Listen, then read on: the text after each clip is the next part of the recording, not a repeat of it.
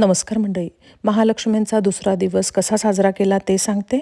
पहाटे 4 वाजता उठून आवरून सकाळच्या वेळात 16 वेळा श्रीसूक्त म्हटलं, गणपती अथर्वशीर्षाची आवर्तना केली, देवाची पूजा केली. नंतर अग्निदेवतेला हळदी-कुंकू वाहून नमस्कार केला व स्वयंपाकाला लागले. मिस्टर पण मदतीला माझ्यासोबत लवकरच आवरून आले होते.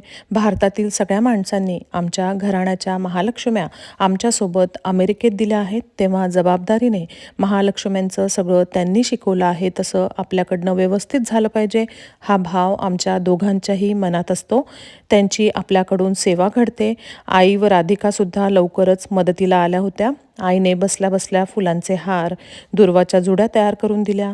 राधिकाने स्वयंपाकात मदत केली. 16 भाज्या, चटण्या, कोशिंबिरी, भजे, पापड, गवल्याची खीर, वरण-भात, पुरणपोळी असा सगळा आम्ही स्वयंपाक केला.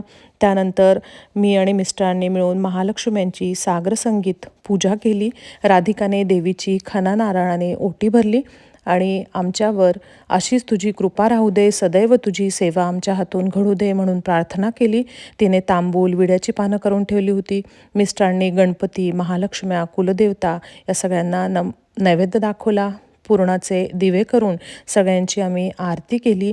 नंतर सवाष्णींची जेवणं झाली, मुलांची जेवणं झाली. सवाष्णींच्या ओट्या भरल्या, त्यांना हळदी-कुंकू लावलं आणि त्यानंतर आमची जेवणं केली. संध्याकाळची आरती केली, देवीची दृष्ट काढली, कहाणी वाचली. अशा प्रकारे आम्ही महालक्ष्म्यांचा दुसरा दिवस साग्रसंगीत साजरा केलेला आहे. धन्यवाद.